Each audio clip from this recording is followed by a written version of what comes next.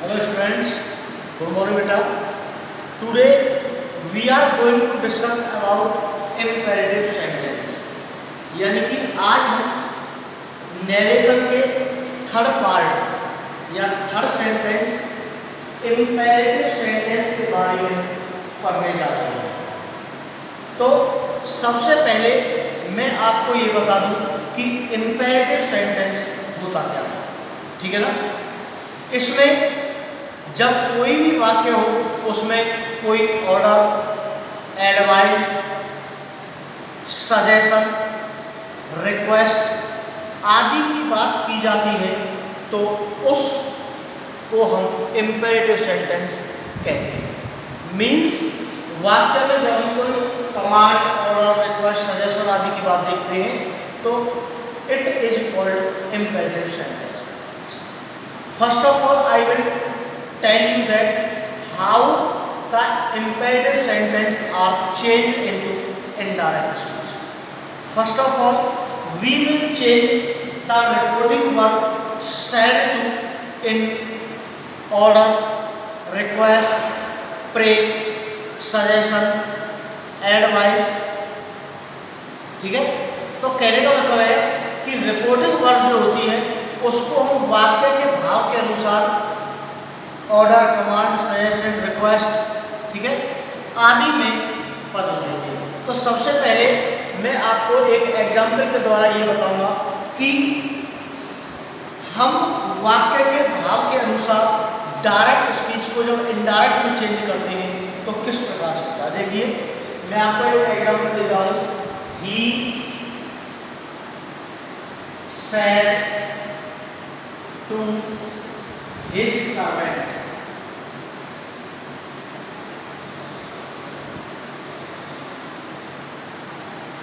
यानी कि उसने अपने नौकर से कहा गो अवे, यानी कि go away at once. At once means किसी टाइम। अच्छा, ये मैंने एग्जाम्पल आपके सामने लिख दिया। अब सबसे पहले आपको क्या करना होता है, देखिए शैल को चेंज किया जाएगा और शैल को चेंज किया जाता है ये जो आपका रिपोर्टेड स्पीच का सेंटेंस है इसके भाव के अनुसार।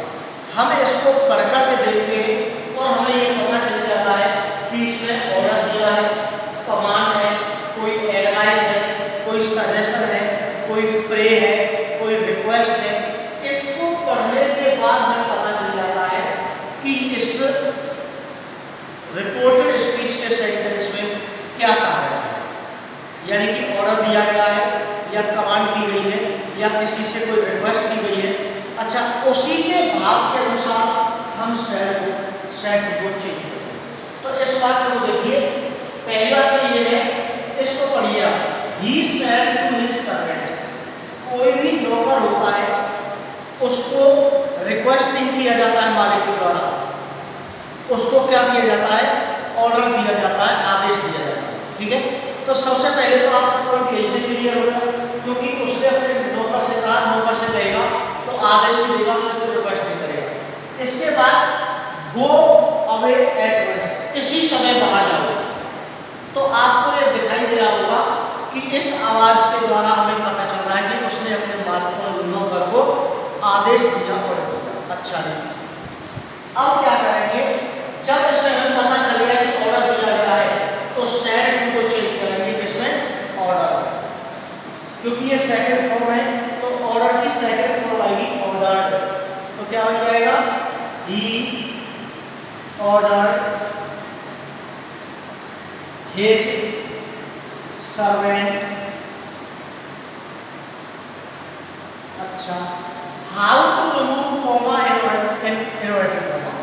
तो सबसे पहले मैं आपको बता दूं कि इंपेरेटिव सेंटेंस में इंटरोगेटिव और अफर्मेटिव यानी कि असर्टिव की भांति हम दैट, इफ या वेदर का प्रयोग नहीं करते हैं, केवल और केवल टू का प्रयोग करते हैं।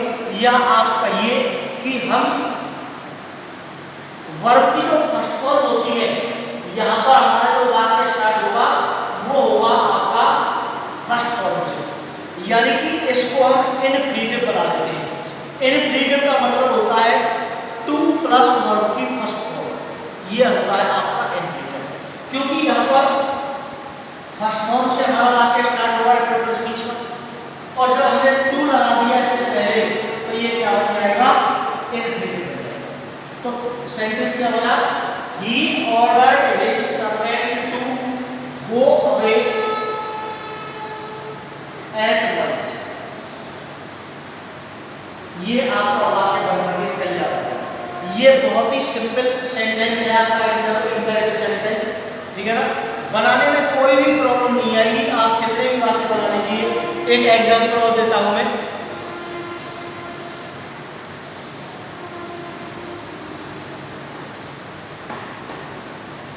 he said give all the help you can। he said comma inverted comma give all the help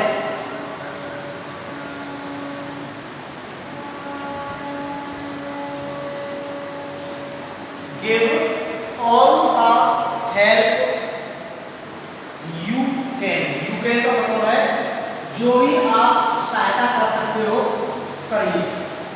अच्छा जी, अब इस वाक्य को जब पढ़ेंगे हम तो हमें पता लगा होगा जब यहाँ पर हेल्प वर्ड आया है तो हम जबरदस्ती किसी पर हेल्प नहीं करवा सकते हैं। क्या करेंगे, हम उससे बोलेंगे, हम उससे कहेंगे कि आप जितनी हेल्प कर सकते हो करिए। तो इसमें सैड को चेंज कर देंगे आस्क में, तो he ask to give all the help. अच्छा जी, यू को किसमें चेंज करेंगे, सेकंड पर्सन है, सेकंड पर्सन है, लेकिन यहां पर इसका सेकंड पर्सन को यानी कि यहां पर ऑब्जेक्ट होता तो उसके अनुसार करते, लेकिन जब ऑब्जेक्ट नहीं दिया हुआ होता है तो उसके भाव के अनुसार क्या जाएगा, यहाँ पर दे हो जाएगा इसका, ठीक है। तो ये थर्ड पर्सन में आएगा, उन्होंने मैंने उनसे कहा कि जितनी भी हेल्प कर सकते हैं करें, तो थर्ड पर्सन का आ जाएगा सेंटेंस, तो क्या बन जाएगा, दे कैन का हो जाएगा, ठीक है। तो ये वाला जो वाक्य है ये पूरा हुआ आपका he asked to give all the help they could, यानी कि वो जितनी, तो मैंने उनसे जितनी हेल्प कर सकते थे करने के लिए कहा। अच्छा जी, सबसे पहले मैं आपको बता दूं कि if there are please kindly within the inverted comma they are removed while we change into indirect speech। मेरा कहने का मतलब ये है कि यदि इन्वर्टेड कॉमा के अंदर यहाँ पर रिक्वेस्ट, प्लीज, काइंडली आदि शब्द आते हैं तो इनडायरेक्ट में चेंज करते समय हम उसको हटा देते हैं, ठीक है।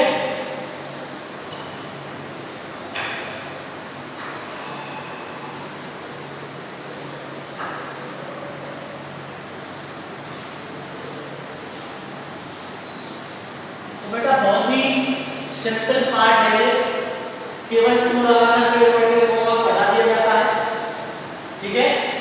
इसके बाद इनफ्लेटिव बना देते हैं और बाकी जो वाक्य होता है उसको हम जो करते हो लिख देते हैं। अच्छा जी, इसके बाद नेक्स्ट है कि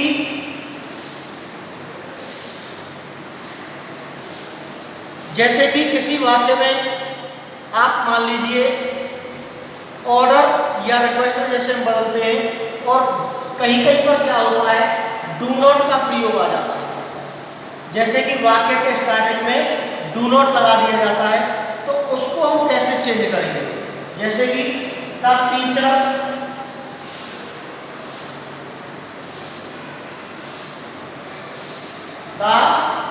टीचर सेड, अध्यापक ने कहा, डोंट क्राई या डू नॉट क्राई। हमने ये वाक्य लिखा, ठीक है। इसको हम दो तरीके से चेंज कर सकते हैं। पहला तरीका है आपका कि डू नॉट क्राई यानी कि आदेश दिया गया है तो हम सेड को चेंज कर दें ऑर्डर में, ठीक है। सेड को चेंज कर दें ऑर्डर में, तो कैसे बन जाएगा? The teacher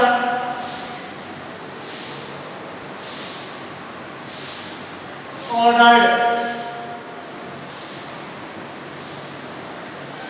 not to cry.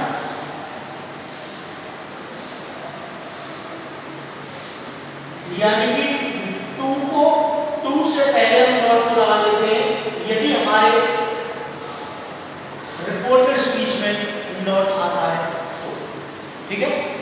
अच्छा जी, एक शब्द और होता है जब हम किसी चीज की मना करते हैं तो नॉट वगैरह का प्रयोग करके इनडायरेक्ट में हम एक शब्द आता है फॉरवर्ड, FORWARD। इस शब्द का प्रयोग करके भी उसका अर्थ नेगेटिव निकलता है। जैसे इसी वाक्य को हम चेंज कर रहे हैं तो क्या बन जाएगा इसमें? The teacher forbade to cry. The teacher forbade to cry. इसका अर्थ क्या बनेगा? टीचर ने चिल्लाने से मना किया, टीचर ने चिल्लाने से मना किया। और यहाँ पर क्या अर्थ करना था?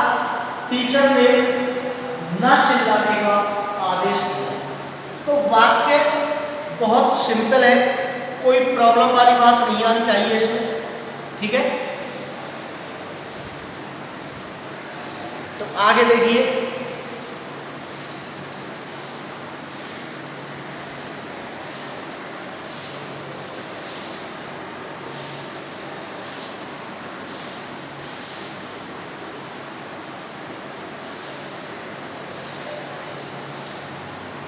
मैं आपको ये बता दूं कि जब किसी वाक्य में या किसी सेंटेंस में, यानी कि जैसे सैड टू होता है क्योंकि सेकंड फॉर्म लगाते हैं, तो ऐसे ही हम ऑर्डर, सजेस्टेड, रिक्वेस्टेड, एडवाइज आदि शब्दों का प्रयोग करते हैं। यानी कि ऑर्डर को ऑर्डर या कमांड में, ठीक है। उसके बाद एडवाइस यानी कि सलाह वाली चीज कोई आ जाती है तो उसको हम एडवाइस या सजेस्टेड या अर्ज, URGED, अर्ज माने भी विनती करना होता है। यदि रिक्वेस्ट आ जाता है तो रिक्वेस्टेड, बैग, एंट्रीटेड, इम्प्लोर्ड आदि शब्दों में चेंज करते हैं। और कॉमा मेथड को हटाने के लिए मैंने बता दिया कि टू का प्रयोग किया जाता है, ठीक है ना। इसके बाद यदि कोई वाक्य डू नॉट से स्टार्ट होता है तो जैसे मैंने अभी बताया कि यदि वाक्य में डू आ रहा है तो इसका मतलब आप ये समझे कि ये इंपेरेटिव सेंटेंस हो गया। डू नॉट का यहाँ पर मीनिंग निकाल करके देखते हैं तो एक और एग्जाम्पल देता हूँ मैं। The teacher said to the boy,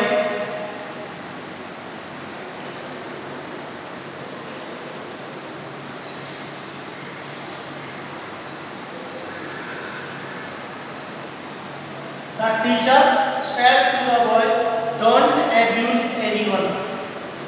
Do not abuse anyone. यानी कि टीचर ने बच्चे से कहा कि किसी को भी गाली मत दो। देखिए यहाँ पर यदि हमारा सेंटेंस दूसरे स्टार्ट हुआ है लेकिन इसका जो अर्थ है वो कैसा निकल रहा है? इंटरोगेटिव में नहीं निकल रहा, कोई प्रश्नवाचक नहीं है। आप देख लीजिए बाद में फुल स्टॉप का प्रयोग किया गया है, ठीक है। तो इसको जब हम चेंज करेंगे तो अभी मैंने बताया था आपको कि इसके दो रूल्स होते हैं।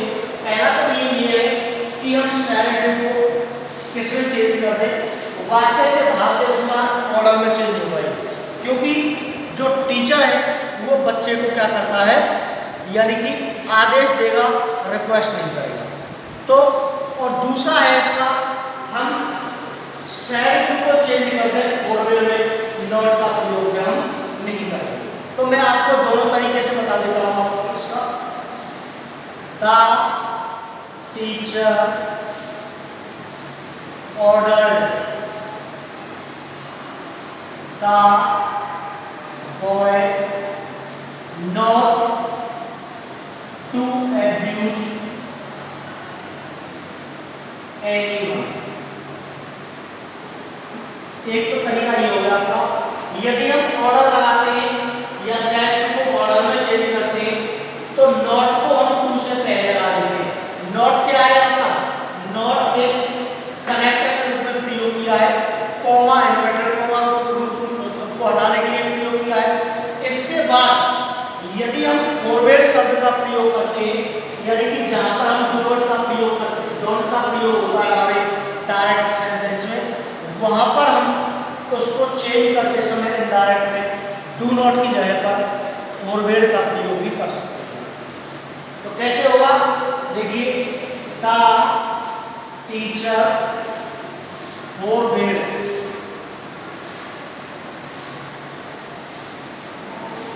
The boy to abuse anyone। देखिए कितना सिंपल हो गया। The teacher forbade the boy to abuse anyone, यानी कि टीचर ने किसी को टीचर ने बच्चे को किसी को गाली देने को मना किया। तो ये बहुत ही सिंपल होता है। जैसे मैं आपको कह रहा हूं, my father said to, my father said to me,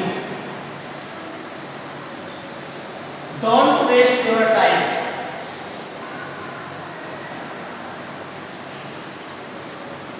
don't waste your time. ये बात है। तो इसमें सबसे पहले आपको डोंट नहीं लिखना है, वाक्य को सेंस निकालिए कि अपना समय बर्बाद मत करो। अपना समय बर्बाद मत करने का मतलब है कि हमको सलाह दी जा रही है, ठीक है, क्या दी जा रही है, सलाह दी जा रही है। तो क्या होगा, सलाह का होता है एडवाइस। माई फादर एडवाइस मी। अब यहां तक हो गया।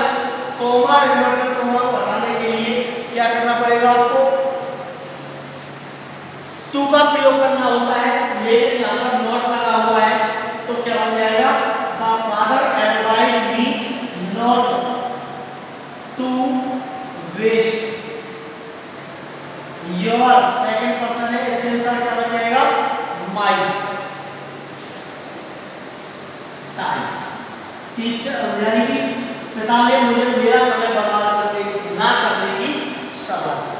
तो इस प्रकार से ये जो वाक्य है इंपेरेटिव सेंटेंस बहुत ही सिंपल है। इसके बाद एक चीज और आती है इसमें, कभी कभी क्या होता है, नेवर से कोई सेंटेंस स्टार्ट होता है, ठीक है। तो जहां पर नेवर शब्द का प्रयोग होता है वहां पर हम क्या करते हैं, फॉरवर्ड का प्रयोग नहीं कर सकते, क्योंकि जो नेवर वर्ड है दैट इज नेगेटिव, यानी कि नेगेटिव सेंस में इसका प्रयोग किया जाता है। फिर भी हम इसको रिमूव करने के लिए या इसके स्थान पर फॉरवर्ड का प्रयोग नहीं करते। अभी मैं आपको एग्जाम्पल देकर बता रहा हूँ, ठीक है। जैसे कि एक एग्जाम्पल ले लेते हैं, the teacher said to the student,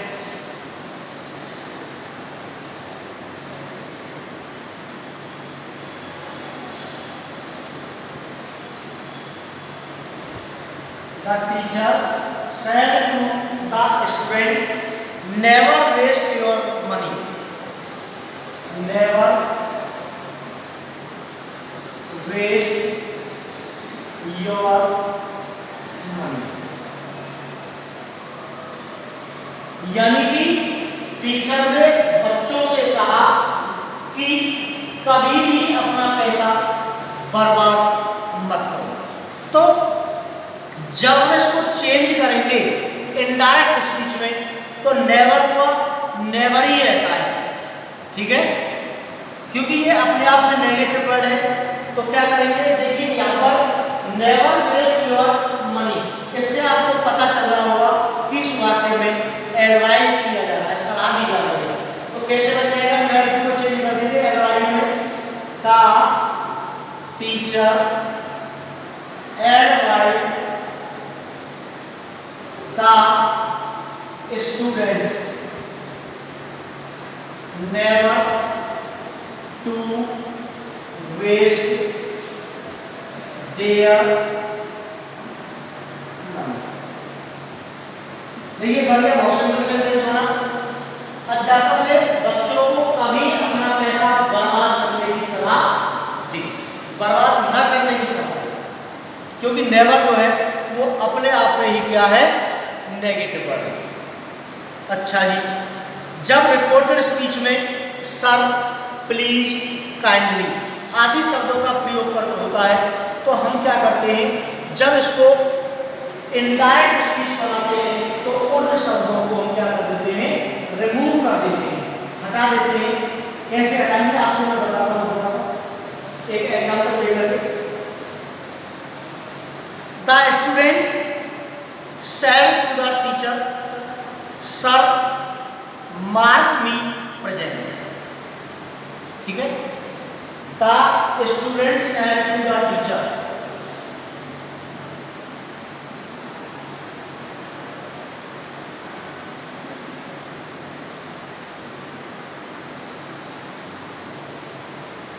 sir, लगा दिया।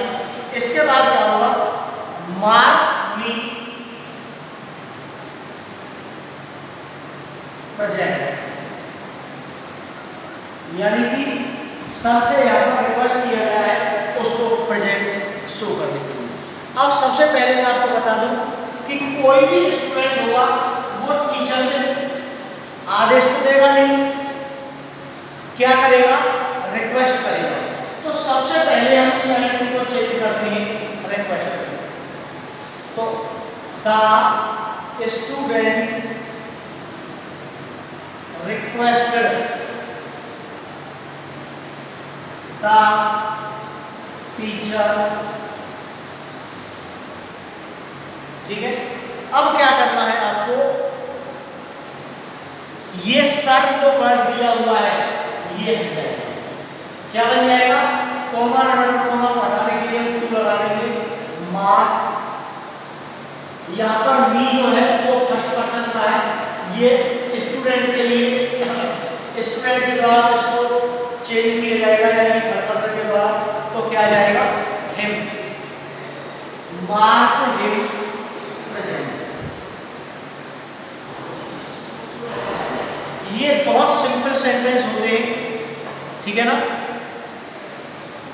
यदि काइंडली वर्ड आ जाता है, जैसे कि Sita, he said to Sita, comma not comma, kindly help me, he said to Sita, kindly help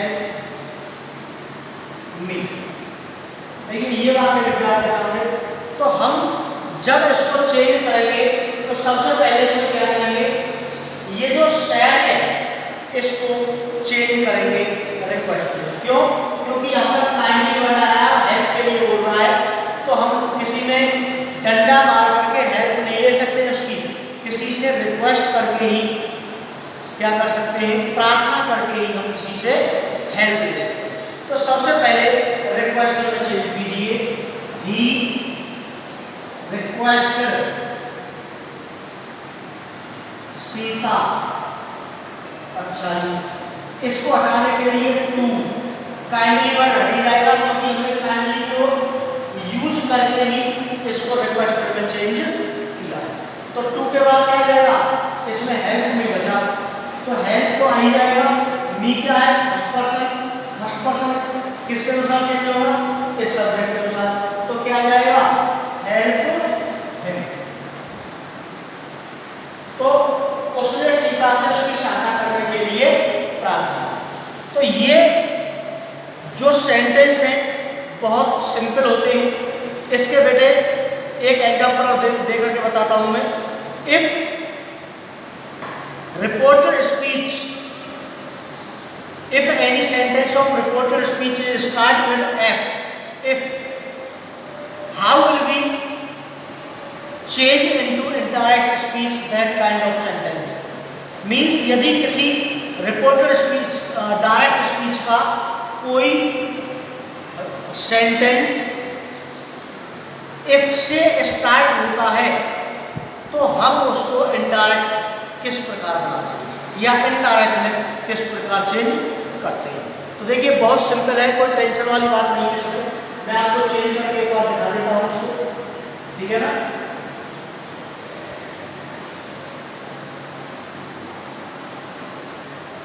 इसके जो एग्जाम्पल दिए हैं बेटा उनकी सहायता से आप उनको समझने की कोशिश करें। एक एग्जाम्पल देता हूँ कि यदि हमारा जो रिपोर्टेड स्पीच का सेंटेंस है डायरेक्ट नरेशन में वो इफ से स्टार्ट होता है तो हम किस प्रकार उसको चेंज करते हैं। देखिए मदर सेड, ठीक है,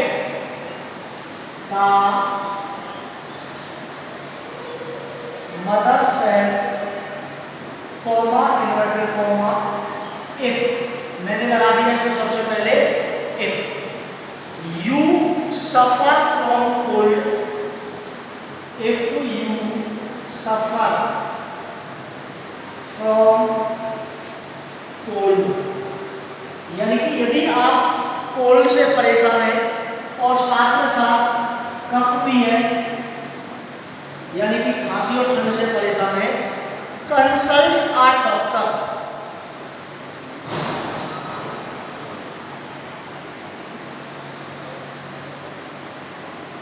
कंसल्ट ए डॉक्टर।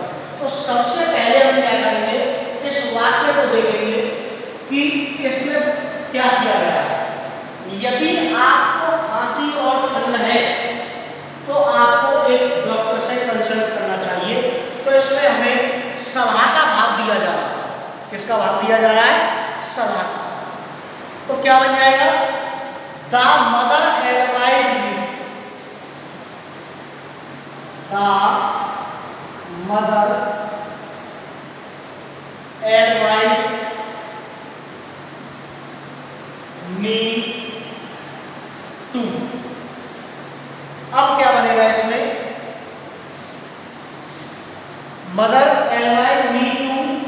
ये यदि देखिए हम इसमें एडवाइज लगा देते हैं या सेड को एडवाइज में चेंज करते हैं तो जो पहले वाला सेंटेंस है वो पीछे चला जाएगा और पीछे वाला आगे आ जाएगा, ठीक है। और यदि इसमें हम सेड टू को टोल्ड में चेंज करते हैं क्योंकि ये एक तरीके से कह सकते हैं एक तरीके का ये असर्टिव सेंटेंस भी है, ठीक है। लेकिन जब हम इसको एडवाइज के माध्यम से बनाते हैं तो जो पिछले वाला सेंटेंस लिखा हुआ है कंसल्ट डॉक्टर वो आगे आ जाएगा और ये वाला पोर्शन पीछे चला जाएगा। तो लिया है उसको आगे, the mother advised me to consult a doctor. अच्छा जी, इसके बाद आएगा क्या, इफ आई सफर्ड,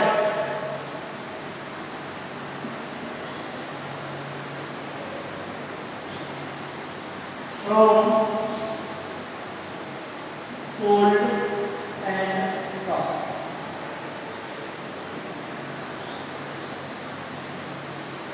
एक तरीका तो आपका ये बनेगा। यदि हम दूसरे तरीके से इसको बनाते हैं तो कैसे बन जाएगा, the mother told me that, the का मदर टोल्ड, ये टोल्ड क्यों आया यहाँ पर, क्योंकि हमारा जो वाक्य है एक तरीके से असर्टिव भी है, ठीक है। द मदर टोल्ड मी, अच्छा जी यहाँ तक आपने लिख दिया। अब क्या हुआ, इसमें दैट लगाना पड़ेगा आपको, समझ रहे हो ना, क्योंकि हम इसको एज अ असर्टिव सेंटेंस बना रहे हैं और असर्टिव सेंटेंस में आपने देखा था कि कॉमा इन्वर्टेड कॉमा को बनाने के लिए हमने दैट का प्रयोग किया, ठीक है। अब यहां से बना दीजिए, कोई दिक्कत ही नहीं। इफ यू है फर्स्ट पर्सन, यानी कि हमने यहाँ पर ऑब्जेक्ट भी मान लिया क्योंकि मेरे लिए ही प्रयोग किया जा रहा है, तो यू का बन जाएगा I. If I suffered from cold and cough, ठीक है। If I suffer from cold and cough, उसके बाद क्या बनेगा, कॉमा लगा दीजिए, आई शुड। देखिए इसमें अपनी इच्छा से भी थोड़ा सा जोड़ा जाता है कि हम भाव के अनुसार वाक्य को ट्रांसलेट करें, ठीक है। आई शुड यानी कि कंसल्ट करना, आई शुड का मतलब है कि चाहिए, I should consult a doctor, यानी कि मुझसे माँ ने कहा कि यदि मुझे बुखार और खांसी है तो मुझे किसी डॉक्टर से कंसल्ट करना चाहिए। तो यहाँ पर आपका इंपेरेटिव सेंटेंस बेटा खत्म होता है। इसके बाद यदि इंपेरेटिव सेंटेंस में लेट आता है तो उसको किस प्रकार चेंज करते हैं ये हम बताएंगे आपको नेक्स्ट वीडियो। तब तक आप इस आज की वीडियो को अच्छी तरीके से देखें, हर एग्जाम्पल को बड़े ध्यान से समझें। यदि फिर भी किसी को कोई प्रॉब्लम रह जाती है तो आप मुझसे 9050